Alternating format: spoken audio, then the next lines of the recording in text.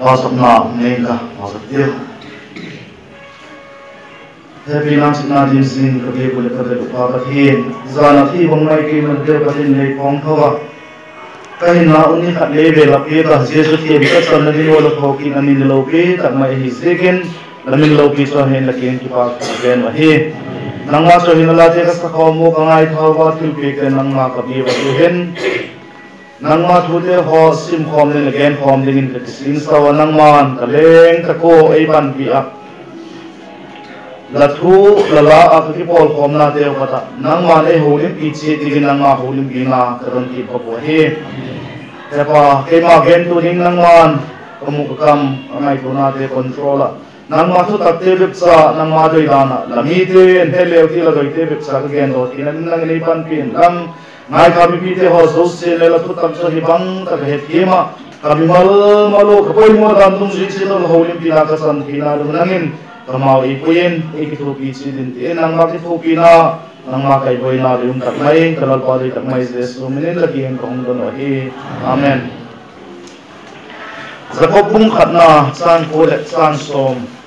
simiteno pe ka sun pe za thum le som thum le guk na noi a he Jacob bung khat na san ko le san som Jacob bung khat na san ko le san som pe ka sun pe za thum le som thum le guk na noi a hi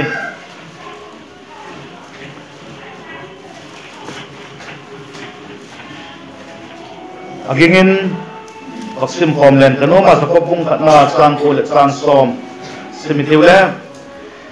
Ying tu din mun nim taka chu choi san a hi ta singin ki pa khen la mi hau sa chu hi nim a singin ki pa khen mi hau sa chu lo la ya ham pa fa kola mang khai ding ani ngalin the Bible sang sin phak naw se them tin pan san se ban mali som pi kan la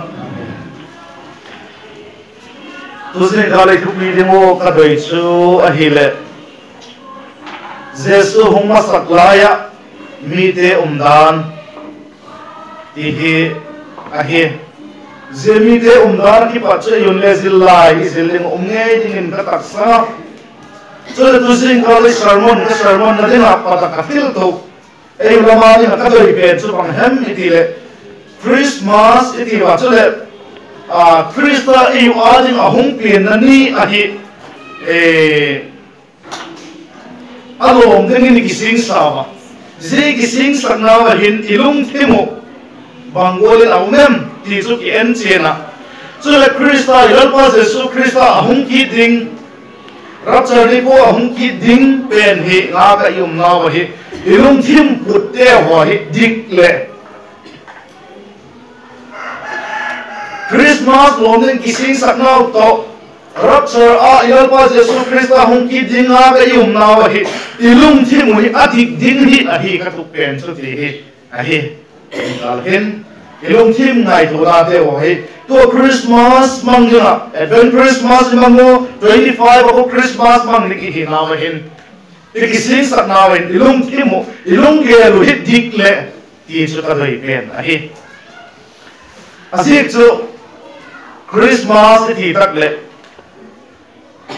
mitam tak te lung ngai na mitam tak te ki pak lo na ai khase ka ji cho hi lo ding ka doi ba ma se na ting ta ngom lai sun Christmas ki thano ma pona thak khat de ki nei mai the sisle ki nei te ding le lo ma to ka thak khat ko le ki nei khamai the ti ho su ki ne na ala ki nei se ka kem to ting su le gen nai ki Zero su ki lep na nei it's ilei lo hi le zero su pa de no de le cho pe lo le ki pak lo zin ilung thim le nuam thei lo mi te lo i pa te hung ki chei van tha hung ki van emo le ilung thim na ti ba hung ai su ji chu ting tan kom lai ka gen na hi e ngam e la kai bang om tak ling le ka king sa pu chu le zin ya chu athap khel la ki van khale mi lang te a dinga ba hem ilung thim no lo the na hi le angai se pui le khatin mom ge lai chu iki pa ka ile iki phana hi le aphai ki pa ko ma hi la milang te a hi lo le ala cho lo te ho le a cho te ho eng na he ma hi lo le lung thiam ngai ko na pa lo nei na ka ile lo him ning ka doi ma sing a hi je cho hi lo le nu khen khat pa khen khat te wa ni a chon Christmas a ki ti le lo ko ma man so Christmas kini an khat le kilen tin kile khomin tin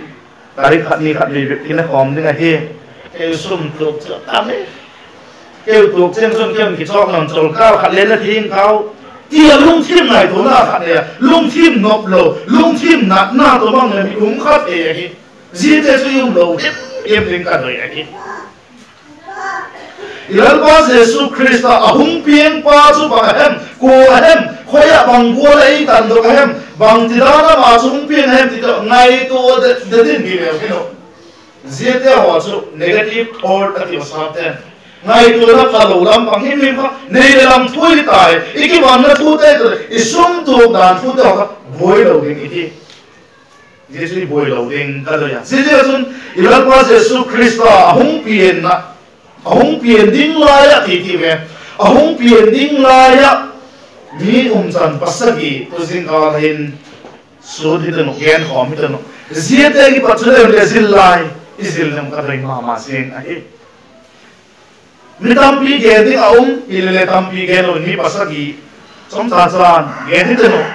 jesu hung pian laya mi pasagi te chan ki patin zil lai la hi ti ka ti so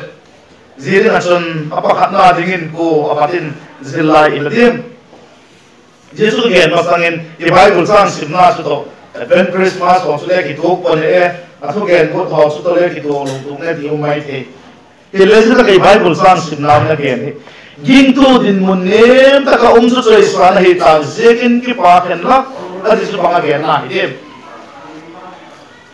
mi te mo chun niam cha bang na nei lo I mai the ka hi mai the ka hi le Krista choi sa na Krista fa mun lo bi chang ding ka hi zekin ka hi pa the ki pa ding la hi dai kil ka na mi Pangan ka tile le pon bang lo dia ma 80 ko mi te gen sim e hile Krista nei te hi ba Krista choi san te hi se kun mi te choi san na me lo pon lien pi le choi san te lo le Krista e choi san te hi se kun I ki pa ni ma hi Miao sa chu hi nem a hi se ken ki pa khen hi nem a om se ken ki pa khen Miao sa hi nem o ma ti su ma gen na hi dem Khovel nei lam hawa ma sin udam ta ka sa te hile Krista akineu sat ta ka the hi ki pa khen atinai Jesus bang za yom le mo yo pathian zalin sepna de atang pien service nei ngen ti lingin euma mi khen ka te ho hello ma le le mi dam ta te en ma te I hi ma mi dam ta te ngai chun mi hausa I hiu je tak sa da na hausa da ka no sa da ka te hi sing la Krista je ka tak sa dan mok dan da ka lo Krista min je ka ki koi niam the te so mi bang pa ki pa ati je lai chung hausa na le pa cha go mam kai pai ding ati alati ye chun je ni pasaki te ki patin je Bible sang le hung ka je chun su to khom le no ma sa pe ni chun Jesu hong pieng lai mi pasagi te chan su ti na chun ama sa pe digin Elizabeth aki pathin zilai zille hino kanoma zila ni chun chan sin paluka na ji hung khatna chan som li le ni ki pathin som li le nga the a south mai le bak swimming ka chan sin paluka na ji hung khatna chan som li le ni ki pathin som li le nga thing somni le khatin hung paning ka Elizabeth in Mary chibai bukchu a headin asunga naw sen chu atoya Elizabeth chu thagau thin khuin hung dim ta o ngai takina ki ko nam hin mai la ka ban pha pen le hi lagila ga chu le mi ham pha hi kalal panu ka kiela lahum sing hi bang ti da hem la chibai buk thom kana khang alu le lu lowin kagil pi sunga naw sen ki pang se ki na ki chom he atasan nu le mi ham kha hi akenga lalpan thu again kha goi tung nge ding ngala ati Elizabeth ilal pa Jesu Christa hung pien masana a hung pien ding al thi lok na al he na chun akipa kai Elizabeth to ki pa ma zinga ama de bilon asunga apien nai lo so anle akipa kai ti again da pa Elizabeth to Mary Sopin wa he alle Johann bok thei thau thau ni le ama chu le ilal pa Jesu Christa chu bok zo mai le mi ngai to na chu mo Elizabeth chu lung thim se gel ta he la ke le si chu le kip siam ni mai le ti ta le ti thei din khopin ama le te nogin na pa mo pa chu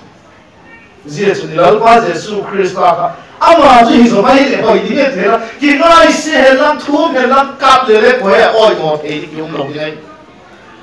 Hilale ama ilal pa Jesu Christa hung pien ding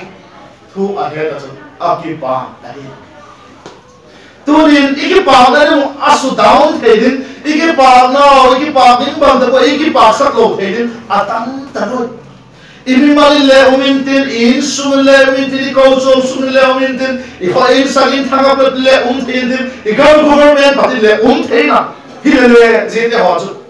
koi ma he se sai de wa sa den ete ho chu koi ma he ko hem ahung pien ding ilok de chu ko hem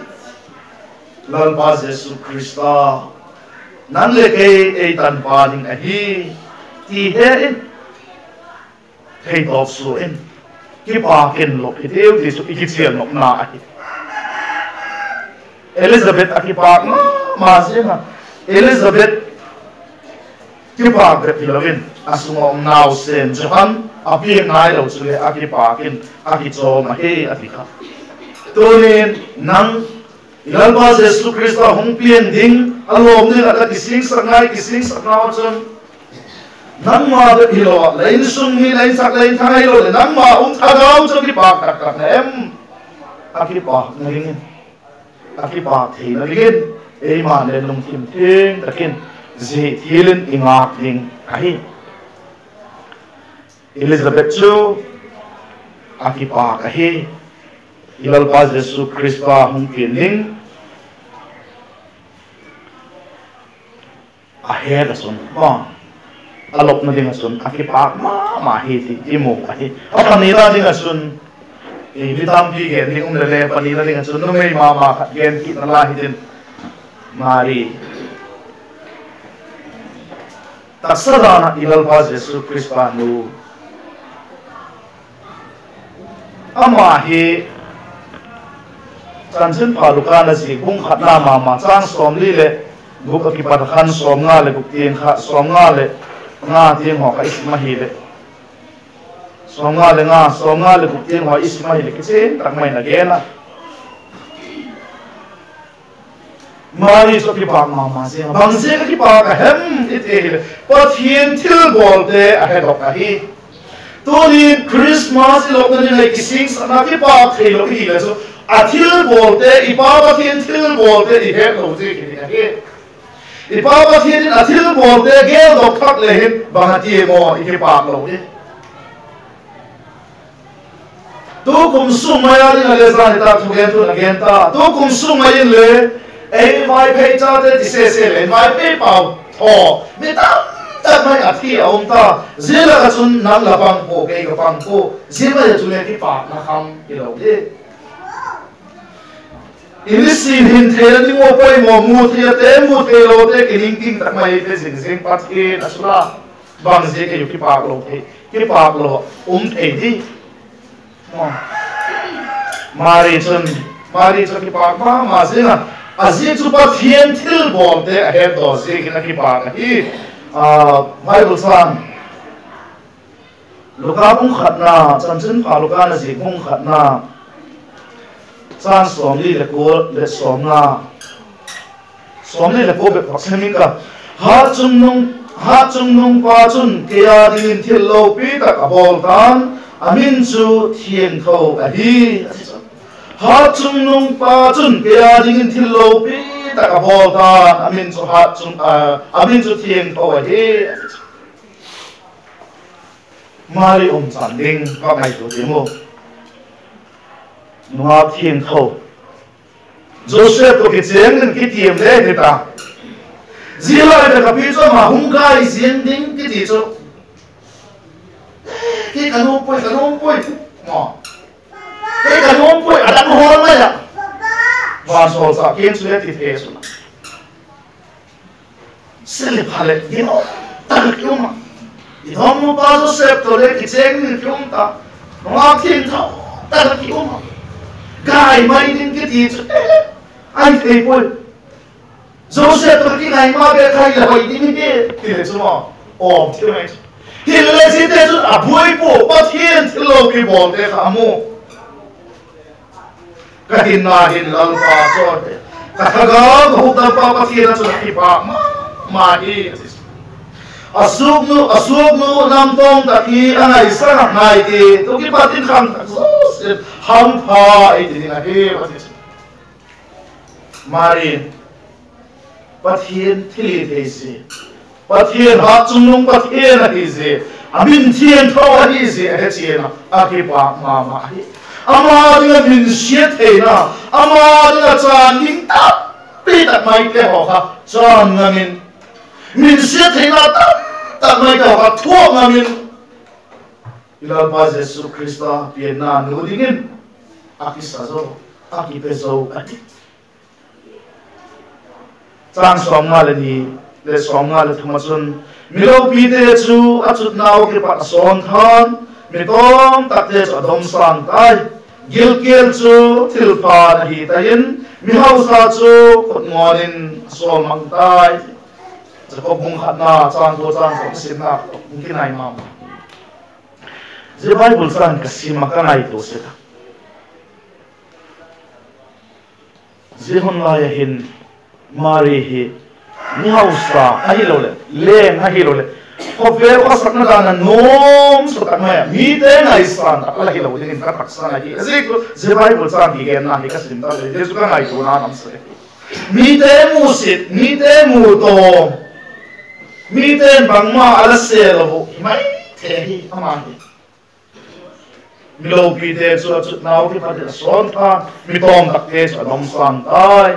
pathienin ama adop san na gen na pathin ama san chungnung zo lo pi zo chung nge ra je ka sunda nei bible san sin na again bol khan mari chu akipak thei ta hi gil te chu thil pha na hi tain biau sa chu kutmonin sol mang tai mita tak mai ilal pa Jesu Krista hung ling tak salam tak ki sa zo mama zeng ki sing sa zo mama zeng nei lam tui ta le ai lo le thil da te ki sa zo mama zeng nei zo mama zeng le mai teu thil le mari bangalo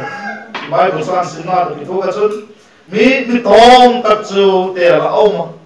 ama akipada naw se hong sim na hi na ki ba chun choi sana a hi na amuchi a chin akipa ma se na tunin nang le ki bang malong sa hilen na dan igen ta sa golin ilal pa Jesu Krista hung pen ei tan pa kum tum hin na ei pek te hi se kon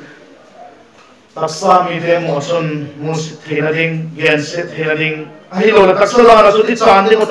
ta mai sing ta le mari golin je te ho so pat hien mi na chan amin pat hien thili te je te athil bol te ho gel dok takin e dok takin ki bak takin ilong ding ahi ei ma chun naw sen chu pin sak ding ahi ei ma naw sen pin sak ti chu dang ti pin sak di mo ei ma chun naw sen chu pin sak ding ti ti pen chu ei ma chun je naw sen chun mun anega aman ei tat na chana ei pin no pen kum tong hin na i le ding chu apoi mo pe ahi ti he me lo ding ahi min se theina za cha theina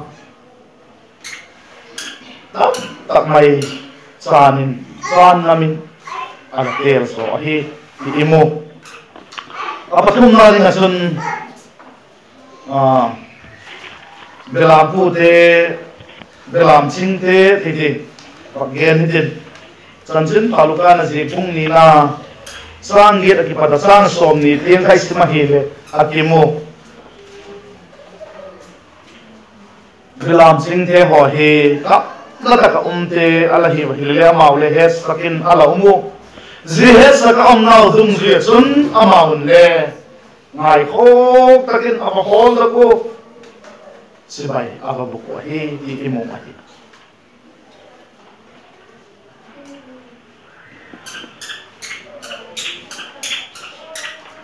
now sen chung sang thu het te ho so si kha again da ko hi di imu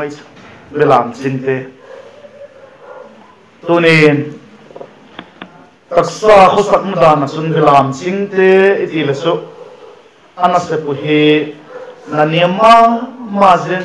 kuman bangale ala selo i feeding khop ahi kuman nasep no pale anei labu nasep ahi hilele nasen pi thu amaute het sakina mu het sakam dung zuyo sun amaw le ngai khop ma in aw mo hi ti imu ahi chanchin paluka na ji gung ni na changi ra ki pathen som na ni tin south him le ta ki baksem himing ka changi ra pata som na ni siming ka zeto ma chun belam chingte loi khat omon amau chu kam talai bela abelam deu chinga zan gi ka hiwa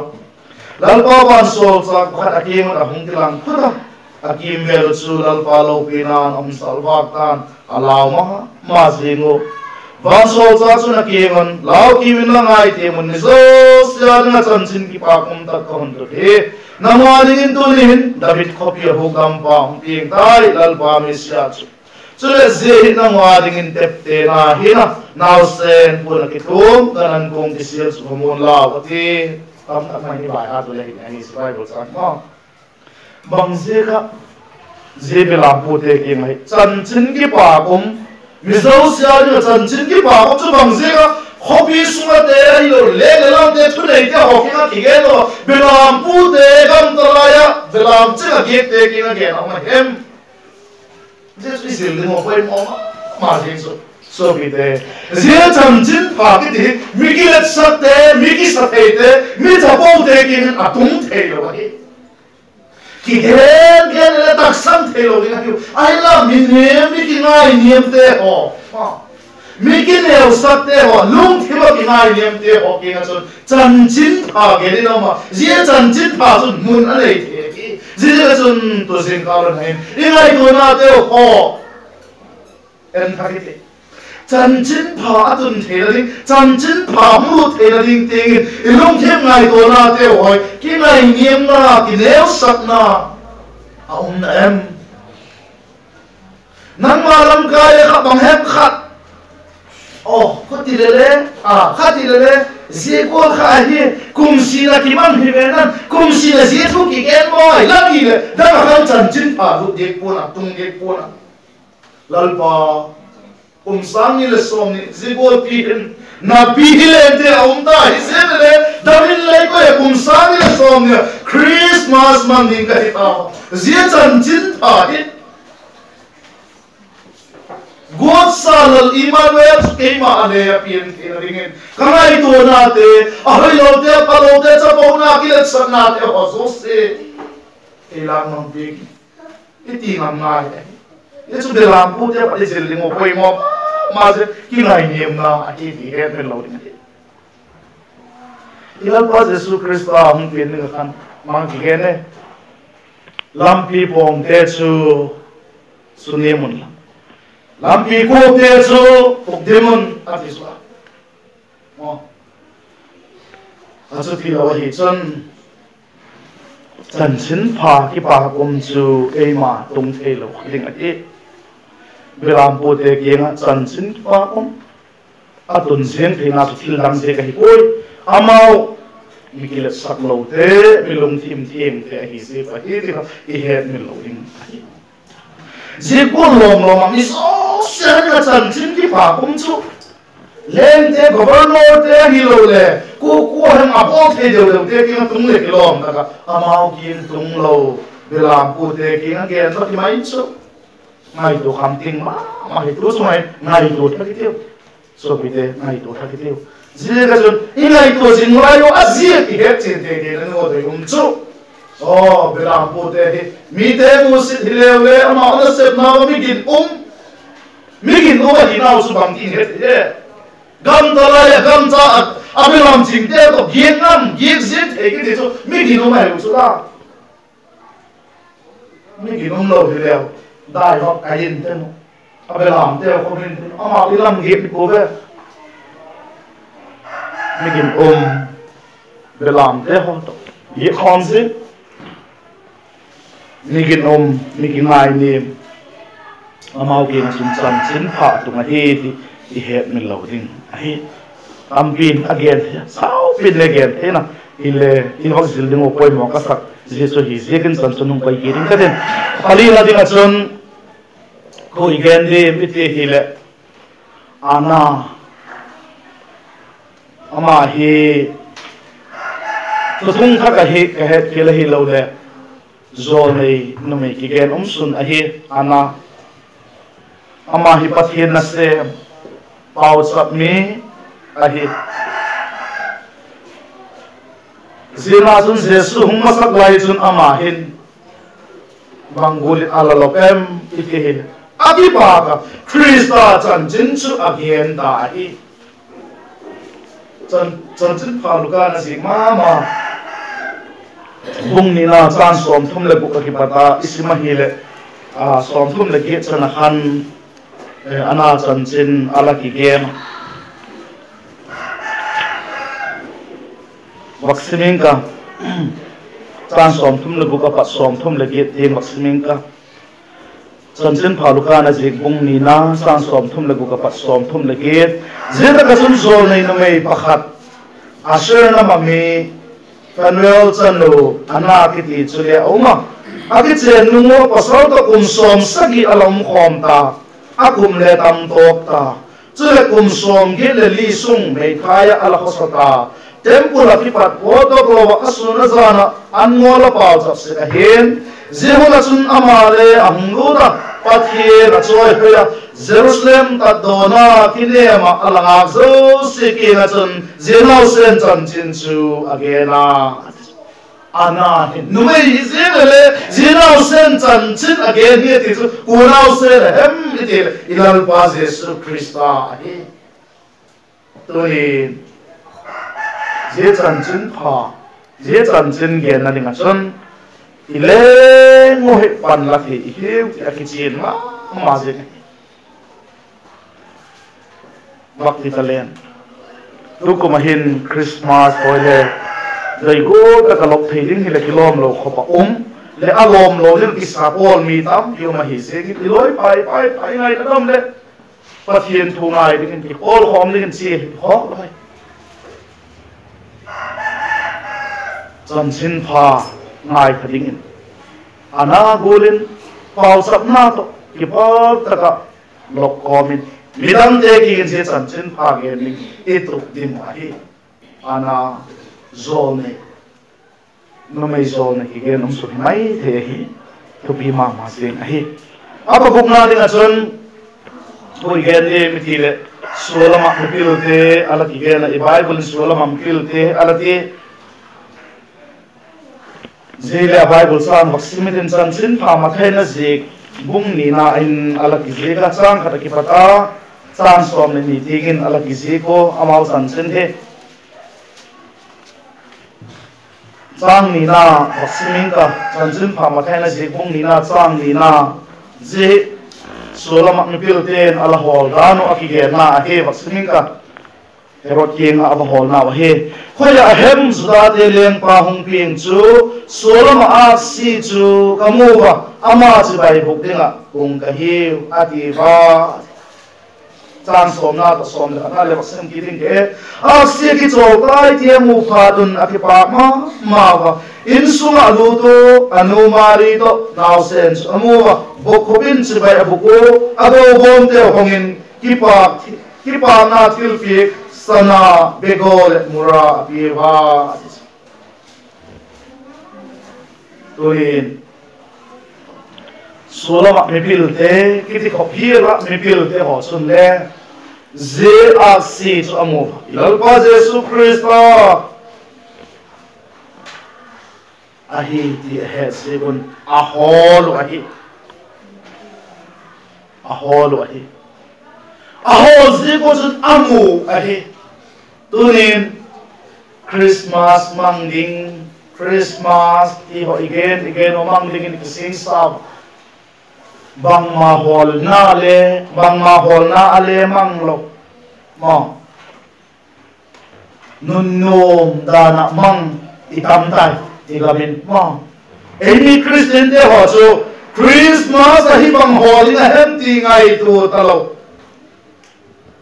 ne khom don khom khoi ta katui dem bang ti bolen atui dem bang ti len khom len anom dem ti ho pathian chu bang bolin akidom dem ti ho sa sun khoi takin ki mang le bang me bok bang me hol atui dem bang bola ki hol le atui dem ti hol kam so ka jesu da ma ji na hi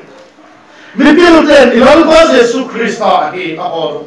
tunin nang le pil la hi uda kai le pil ka hi uda hi chun ilal pa jesu christa so hi christmas na hi hol le so me ke hom tat amawa phe ya gungen ma amawa ma tu ko bai de ya me la min de lung thim se da na so sanu ten phata sa nei ana me ho pe go yan ko mi ba do le i ana do te ma ke nei so iya digo lo mila ama sa hoi iya ama ba tu khasu tamle tam de hile kilom iya kom de i hoi su i lung thim so mi hin lung thima je so ma he ko ma ben kon la hile le je de ho sa ma kan krista hol so ai ti li wo ta hi so tak sa fil de me ho la hi so mi pil hi thei poi to sola mi pil te ti te na pil na so bang hem je so hol ko to bi o kha je kan mi pil pa na yo je ju yo le chu mi pil aksi zui jing na na pil ki sai la zui je tu chu la pero ki o ho se chu pil lo ta ka yo so hi le sola mi pil te hong ki ti do je chan chin hong ki gen som na hi ko hero kim te na du khan hai hi le chu a chan chin ki gen lo mai te a hin la aksi anjui ki to now sen aung ne yo anu to now sen kanan ko kiskal chu simai bukin abiwa til pe ke ho pe ko khan mi pila hi now ki gen lokin amau san chin gen so min om le hi ti het min lo ni hi je ga chun to ni Christmas mang le Christmas ti lok na in now again Christmas ai ti le chu bang hem Jesus Christa he ti hol ni hi cho hi lo hi chun mok mat zo mok mat zo mai te hi khading hi khudi lo ni wa hi lo ni ki sading hi solam ni pil te ho sun krista holo abieva ki pa ma til pi te le abieva to ni nang le ki ilal pa jesu krista I ho na til pi ding te ho enom hil pi te ho le pi golo ma ni tam ti om ding ai ke ngai tu e ma se ti ngai tu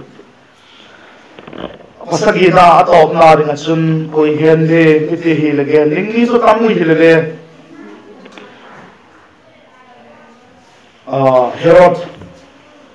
Herod Sansen again it Herod hi leng ahi zihun lai hin leng ahi Zudate leng ding hung ping ahead sun ama bangat Herod su abuya alung anna alung khama alau thonga isun nau pamle ta taka hi ti ka imu I hewai chan chin pha makai na zik mung ni na chan som le ku ka pata som le get lam isimai le kitchen ta mai ei ge nai Herod now sen le tam tak maya khat hi ti imot ilang pas Yesu Kristo hung pien dina aboi pen chu Herod ahi Herod dina boi pi chu khower thil te hi se hi ti abukim se ne mo thil dan le le nai ko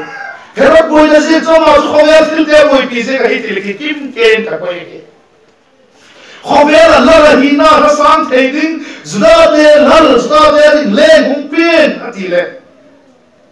lung kham nga aboi nga azek chu kei tha sang di tei khen tharing mo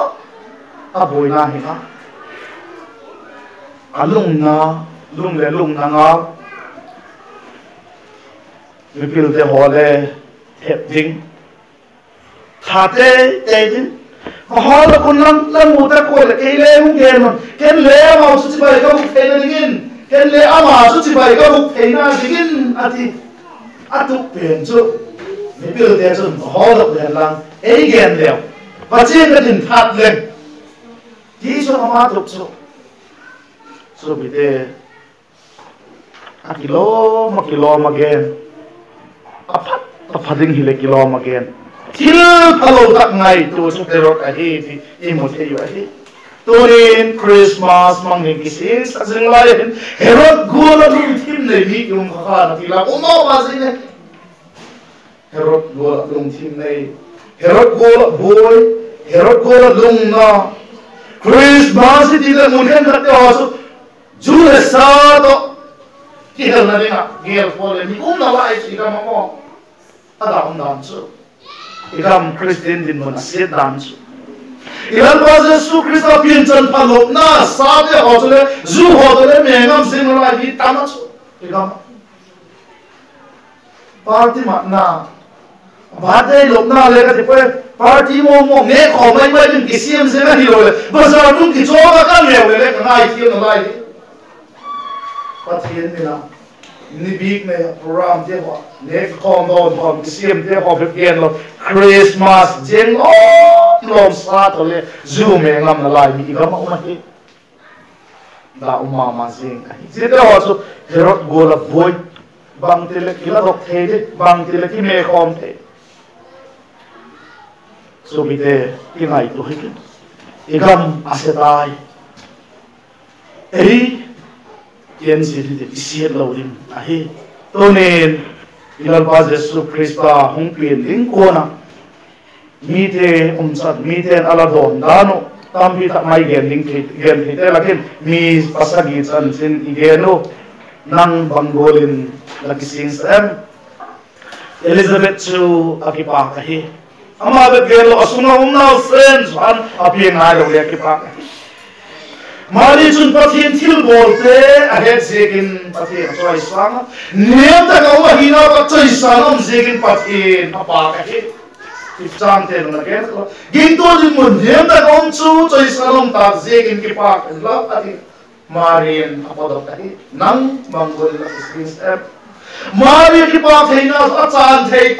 tamai min sia theina hilo le thil nam tam pi le hol ka chun Jesu pathian thua lamanga alatel ta agipa e ahi nem ta ka umna paksan ka doksan hi na ahe chien the ahi toni nang bangol la tisab lahina tien ka doksan e chom no pa inem le chom no umgol ha ihi na tien be khon to ki sa poi pathian le dom sang da hi I he me lo ring ahi awa thum na jun melam chingte chu naniam tak se milele milong thim the migin umte izekon chanchin phapi bagum mizo se ding chanchin phapi bagum amau king gen online zanati tonin chanchin phage nangma ahi te again belam pode patin sil hiteu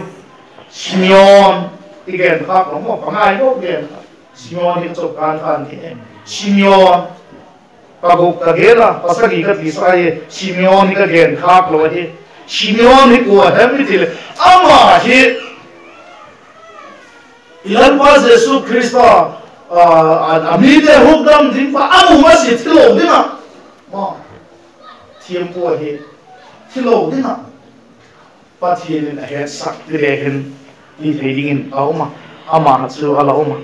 ama chu chanchit phaluka na ji bung ni na chan som chan som ni le na ti pa som tum na ngalam chan hasim leo sin akigena akinep na guitung ahi Simeon akinep na guitung ahi tunin Christmas ama akinep na Simeon akinep na chu hukang pa muding ti khai Bible sign vaccine says David ama sun now sen alakin sun lalpo tu hin sula sup thamo takatsi sakling lagi tai lahu damno chukamit ngein kamutak zekin adi chula aso pide Simeon chu akinep na agritum ta adi azit tu hukam pa mohitak zekin tulung Christmas iwali le ikinep na agritum na kumtong inai muna ichan na ikin kisai tiu kati na ihe triloting adi chun ana ahile pathin na se pau sap ni chule Krista chan chin gen zak tun alapang ahi suram ni pilte hoyule ahwal da ko ipak ma main chibai abu ko ahi Herod ahile bang abuy Herod gol ipoy Krista hungding eun bang ti lo dia mo le Krista adal tu apa ipang khadim ipang loing ahi Elizabeth Goren